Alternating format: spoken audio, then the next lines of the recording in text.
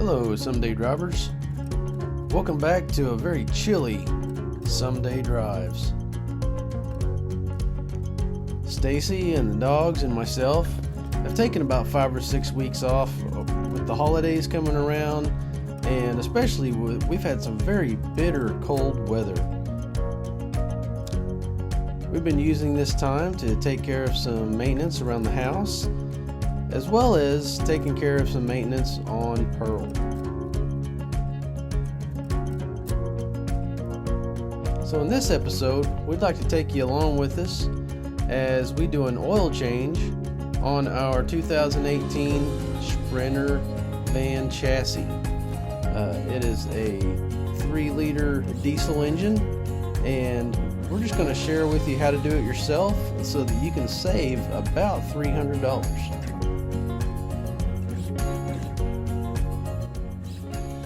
Hey, Someday Drivers. So you're getting to see the dirty side of RV life here, and of van life in particular. We're gonna our 2018 AIrstream Interstate GT right here behind me is due for a service, and that means oil change and filter, and we're gonna take you right through the process. Pretty simple, but there are a couple things that you'll need to make sure that it gets done properly and efficiently. So we'll take you into that now. Okay, so to start off with, I think everybody knows how to pop the hood, so we're not going to go into that aspect, but basically we'll need the hood popped because you're going to have to put the oil back in somehow. And also, this is how you're going to get to your oil filter. Your oil filter sits down right in there. So we'll pop this up. This is your basically your air intake and where your air filter sits. I changed out the air filter last time, so I'm not going to necessarily worry about it this go around. But we'll get this out of the way so we can move this out of the way and get down to the oil filter itself. But with that, you do need your oil change kit, which I order mine from it's actually from FCP Euro website, and this kit comes with 13 quarts of the recommended oil, which fits the Mobile 1 category. Basically you got to use the top-notch oil in this, and I believe it is OW20. So yes, it's actually a liquid moly, and I apologize, it's 5W30, but it's the liquid moly brand. It is for specifically BMW and German Mercedes type vehicles, tight tolerance engines. So anyway, it's a pure synthetic 5W30 weight oil. 13 quarts of oil, and the filter kit, a couple of O-rings and stuff, ends up running you, I believe this was about 140 bucks. But about 10 bucks a quart of oil is about what you're seeing on some good synthetic nowadays. The other thing that you're going to need is your special oil filter wrench. This one I ordered offline. It's from Ganju Lejing, but anyway, there's a part number there, 902-2. Basically it's a 14-sided oil filter wrench, but it's going to basically be the only thing that will fit that particular oil filter cap. So you need to order that specifically, and I think this only cost me like 10 bucks or something like that online. So I've already have my catch pan underneath, and I'll show you how easy this is to do here. Okay, so you're just under the very front end of the vehicle, right up here.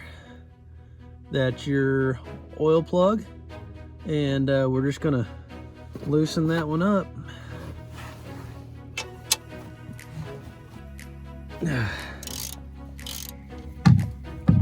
Okay, get my oil pan or catch pan here in place.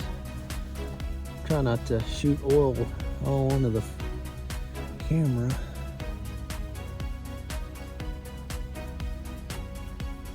I'm expecting this to be pretty black. Yep, nice black oil.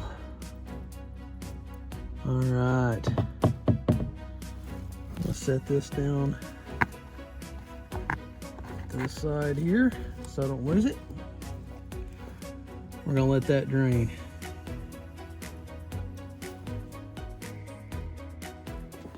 Okay, part of the reason for doing this ourselves. Now, the next thing we're gonna do is pump this up. So what I'm gonna do here is I'm gonna pull up on that bottom end on this little elbow and then pull out. Now, I've got this out of the way. I'm gonna set it over to the side. Okay, so I basically just pulled up on these. They are pretty dang tight. Pretty darn tight, sorry. It's the family channel. And I'm literally, instead of taking all this stuff loose, I'm just gonna kind of rotate it to the side. Main thing is I'm just wanting to get access to this right here. So, you know, if it's trying to hang up on something back in there, you definitely want to, you know, make sure this is getting lined back up where this little catch is going over this on each side and all that. But anyway, just want to make sure that we're clearing our way for access to this oil filter. Still draining, but it's got 13 quarts to drain, so it's gonna take a little bit. Okay, a couple of other things that come in your oil change kit.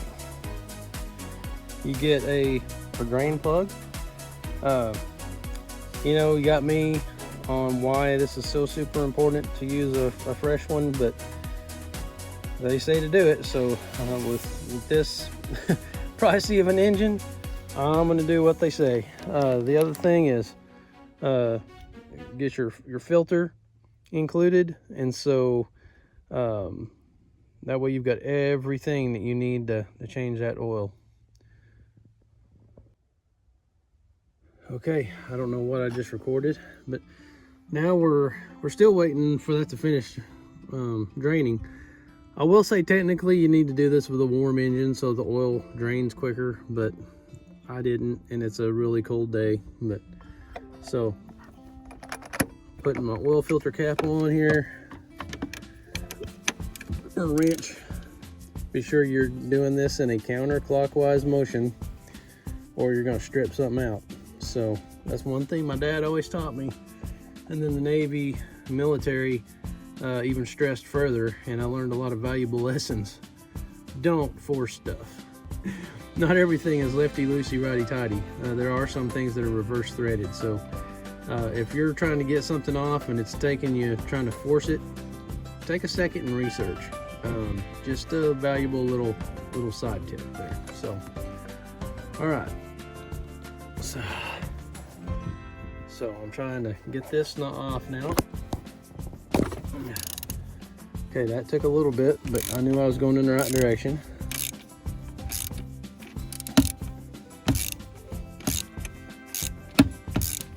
I'm using an extension just to get me up above the windshield wiper fluid fill.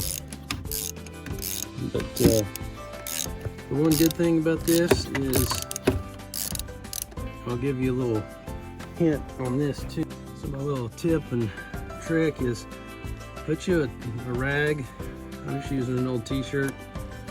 Put you a rag down between where you're taking the oil filter up from, and as you're moving it this way, in case you're going to dribble some oil, so just to keep it neatened up.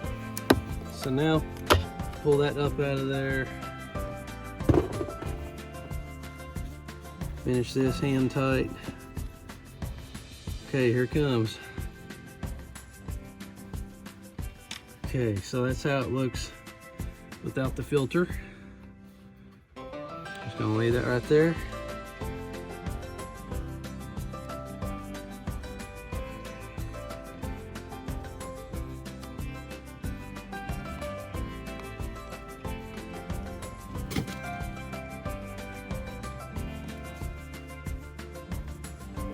Okay, that's why it's important to have that. Okay, so the couple of other things that you get are a big O-ring and a little O-ring, and those both go on this filter cap. And so we're gonna basically take a pick or an angled pick, and we're gonna pry these up and we're gonna replace those.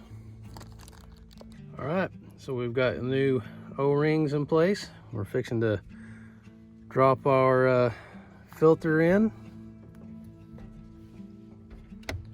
right here. All right, we're in place. All right, tightening this down into place, and you don't want to pooch it too much, so just nice and snug. So okay, got the filter back in place and the cap. Put my air box back in place, made sure that the back got in place. Put my little inlet elbow back into position. Should be okay up here on the top end. Okay, so got my new plug and my new little copper crush sleeve.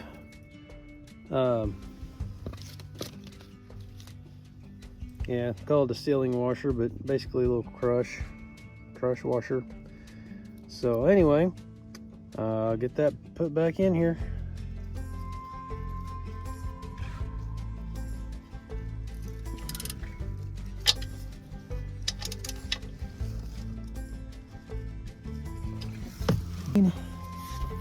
So that one, I can tell if it's leaking later. You know, right now, tell how nice and clean it is. Now if it's leaking, it's gonna gather dirt. It's gonna turn into a nice little muddy, greasy mess. All right, so, you know, here's an overview of the engine. Here's my oil fill cap. Perfect, you know. The last thing you want to see is any kind of milky looking brown mess or foam.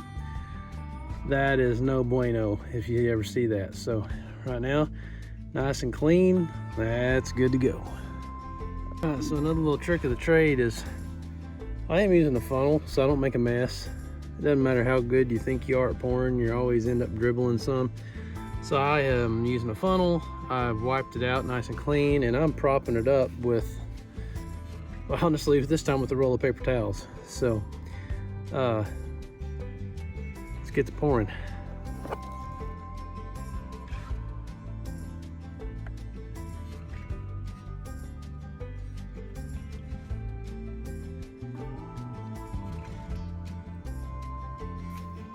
Alrighty, so we've got the oil cap back on, filter back in place, and the plug back on underneath. Did leave quite a mess. Put all 13 quarts as recommended in. The one thing about these sprinters, if you don't already know, is they have no dipstick.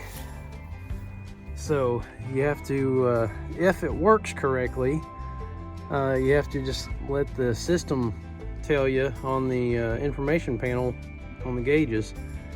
I don't think this one works correctly because I can't ever get it to tell me if the fluid's right or not. But anyway, I think you can add an aftermarket dipstick potentially, and that may be something that I do later on. But for right now, I'm gonna close this thing up and count my oil change as complete.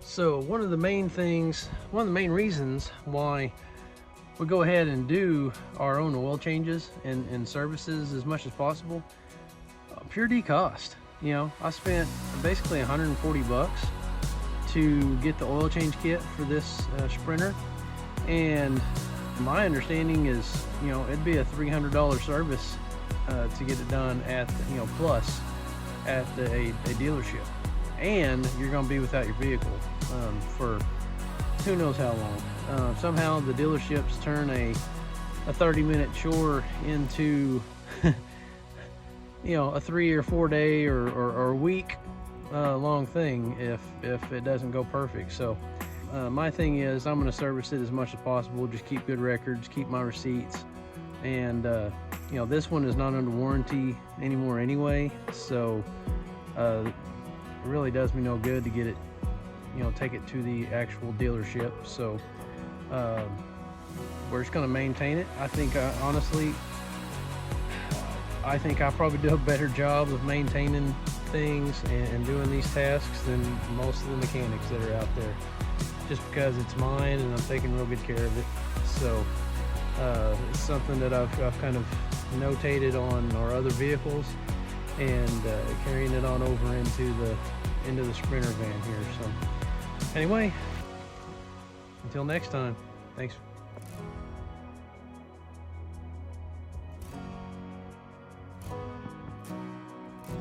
It is still snowing. My official measurement up here on the porch railing, right at 6 inches. Wow. Now this is a, I'm counting this as a little snow event. Our little snow cap. We're underneath our big, huge, I don't even know what kind of tree it is. Thank you for watching. If you like today's content, please give us a like and subscribe to be notified of future videos. Otherwise, we'll see you next time on Our Someday Drives.